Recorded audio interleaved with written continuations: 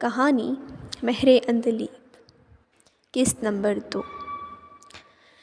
And semester exam سے پہلے ہماری پریزنٹیشن تھی۔ صالحہ، ہما اور میں ایک گروپ میں تھے۔ گروپ لیڈر نکچڑی سی زوبیہ جبار تھی۔ زوبیہ کو کام سے زیادہ فضول گوئی میں دلچسپی تھی۔ میں اصول پسند انسان تھا۔ مجھے بہترین کام کے لیے زوبیہ سے الجھنا پڑا۔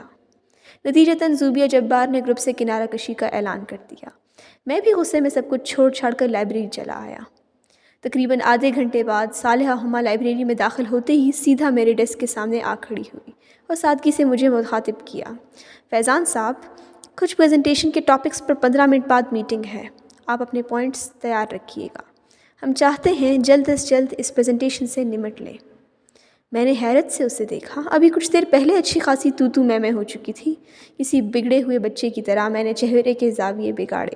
اگرچہ یہ ضدی پن میری عادت کبھی نہیں رہی تھی، لیکن آج کل میں سب کچھ عادات کے خلاف کرتا تھا۔ مس صالحہ، اگر گروپ لیڈر وہی محترمہ ہے تو میں کسی میٹنگ میں شامل نہیں ہونا چاہتا۔ وہ خود کو بہت کچھ سمجھتی ہیں۔ میں خاموش ہوا تو صالحہ ہما نے ایک گہری سانس لی اور میرے سامنے والی کرسی پر بیٹھ گئی۔ فیضان صاحب، کیا ایسا ممکن نہیں ہے کہ ہم انہیں ویسا ہی سمجھنے دیں جیسا وہ خود کو سمجھ رہی ہیں؟ کیا ہم کسی کو یہ مان نہیں دے سکتے کہ وہ جو کچھ بھی ہیں بہترین ہے؟ بس ذرا سا سمجھوتا۔ اس نے سوالیہ نظروں سے میری طرف دیکھا۔ میں سمجھ نہیں پایا کہ کیوں مزید بحث کی خواہش لیے میں نے اس بات میں سر ہلایا۔ میں حیران تھا کہ میں نے اس قدر خاموشی سے اس میٹنگ میں زوبیہ جبار کی موجودگی کے باوجود شرکت کیسے کر لی۔ میری انا مجھے کبھی بھی صلح کی اجازت نہیں دیتی تھی۔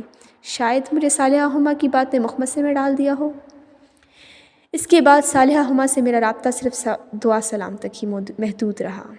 کبھی کوریڈور میں کسی گروپ ڈسکشن میں، کبھی کینٹین کی قطار میں کھڑے ہو کر وہ نہایت شائستگی سے میرے سلام کا جواب دیتی اور چائے کا کپ بھرنے تک میری طرف متوجہ رہتی، پھر سر ہلا کر جانے کی اجازت مانگتی اور یوں ہماری اس چند لمحوں کی ملاقات کا اختتام ہو جاتا۔ پہلے سیمسٹر کی امتحان کا نتیجہ نکل آیا اور سب کی امیدوں پر پورا اترتے ہوئے صالحہ ہما نے پورے ڈپارٹمنٹ میں ٹاپ کیا۔ اگرچہ میں شروع سے اپنی پڑھائی کے بارے میں بہت حساس رہا تھا، مجھے اس کی کامیابی نے طیش نہیں دلایا۔ ایسا ممکن ہی نہیں تھا کہ میں کبھی کسی مقابلے میں خود سے آگے بڑھنے والے سے حسد کا شکار نہ ہوں، یا یہ شاید اندر ہی اندر میں صالحہ ہما کی صلاحیتوں سے متاثر تھا، لیکن زوال سے قبول کرنے میں میری انا آڑے آ جاتی تھی۔ خیر، سب کی طرح میں نے بھی اسے مبارکباد دی، جسے سر کی ہلکی سی جنبش سے اس نے قبول کیا۔ وہ زیادہ تر ایسے ہی رسمی مسکراہٹ اخلاقی مدار کو قائم رکھتے ہوئے ملتی۔ دوسرے سیمسٹر کو شروع ہوئے دوسرا ہفتہ تھا۔ پروفیسر ذیشان احمد نئے پروفیسر تھے۔ میں قطار میں کھڑا اپنی اسائنمنٹ جمع کروانے کا انتظار کر رہا تھا کہ اسی لمحے صالحہ ہما اپنی اسائنمنٹس لیے میری دائیں طرف آ کھڑی ہوئی۔ میرے بعد اس نے اپنا نام بتایا تو پروفیسر صاحب یوں اچھلے گویا کرنٹ لگ گیا ہو، پھر ابرو سکیڑ کر چشمے کے اوپر سے گھورتے ہوئے تجسس سے پوچھنے لگے، اچھا آپ ہیں صالحہ ہما؟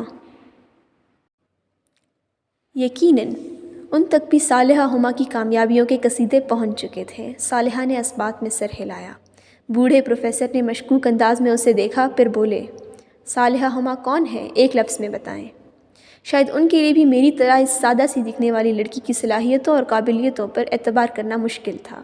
ظاہر سے متاثر ہونے والوں کی اس دنیا میں باطنیت کے راگ لاپنے والوں کی کوئی جگہ نہیں ہے، اس کی بھی نہیں تھی۔ صالحہ نے چند لمحے کی خاموشی کے بعد ایک لفظی جواب دیا، مصورہ۔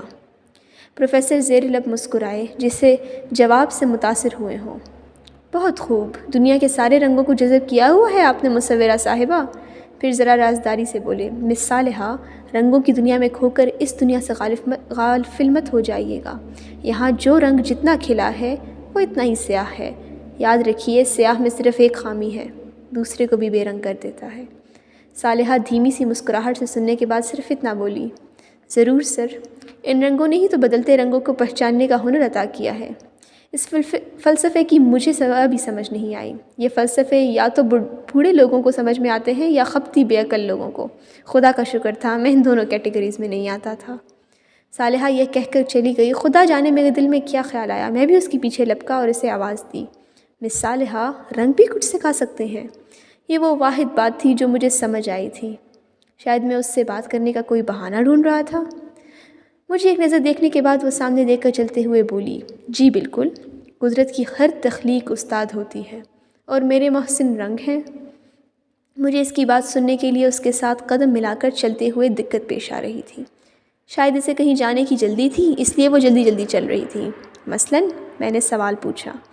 تیز چلتے قدموں کو ایک دم بریک لگی، وہ رکی اور پوری طرح میری طرف گھومی۔ مثلاً؟ اس نے ایک نظر مجھے دیکھا، اس کی آنکھیں بالکل سیاہ تھیں، ایسی سیاہ جیسے رات کا حصہ ہو، جیسے سیاہ ماربل کا چمکتا ٹکڑا ہو، یا پھر جیسے سیاہ شیشہ ہو، چمکتا ہوا سیاہ شفاف کانچ۔ چمکتی آنکھیں لمحے بھر کو الجھیں، پھر وہ نہایت صاف گوئی سے بولی، مثلاً میرے رنگ مجھے بتاتے ہیں کہ آپ مجھے ناپسند کرتے ہیں۔ میں بھونچکا کر رہ گیا۔ ٹھیک ہے، میں صالحہ ہما کو ویسے پسند نہیں کرتا تھا جیسے سب کرتے تھے، لیکن میں اسے ناپسند بھی نہیں کر سکتا تھا۔ وہ یقیناً اپنے آس پاس سے بے خبر نہیں رہتی تھی، شاید میرے چہرے کے رنگوں میں اس نے کوئی ناپسندیدگی کا رنگ پڑھ لیا ہو۔ میں کیوں آپ کو ناپسند کروں گا؟ میں نے پوچھا۔ اس نے جواب میں شان بے نیازی سے کندھے اچکائے اور بولی، رنگ کیسے اور کیوں کی وضاحت نہیں دیتے، صفائیاں دینا انسانوں کا کام ہوتا ہے۔ میں نے بالوں میں ہاتھ پھیرتے ہوئے جواب دیا، آپ کے رنگوں کو غلط فہمی بھی ہو سکتی ہے۔ صالحہ نے مجھے یوں دیکھا جیسے کوئی بڑا کسی چھوٹے بچے کی بچکانہ دلیل سننے کے بعد دیکھتا ہے۔ نہ جانے مجھے کیا سوجھی، میں نے ایک دم اسے پیشکش کی، یہ غلط فہمی چائے کے کپ سے بھی دور ہو سکتی ہے۔ سیاہ کانچ سی آنکھوں میں تذبذب پھیلا، پھر اگلے لمحے وہ رسمی سا مسکرائی، ارے نہیں، مجھے غلط فہمیاں پالنے کی عادت نہیں ہے۔ پیشکش کا شکریہ۔ میں نے پھر بھی ہمت نہیں ہاری، چلیں غلط فہمی دور کرنے نہ صحیح تو کلاس فیلو ہونے کے ناطے۔ مجھے 100% یقین ہے اس روز صالحہ ہما نے بہت بے دلی سے صرف مروت میں آ کر میرے ساتھ چائے پینے کی حامی بھری تھی۔ وہ بہت سے کام صرف مروت میں کرتی تھی، اتنا میں جان گیا تھا۔ وہ سمجھوتے میں زندگی گزارنے کی عادی ہے۔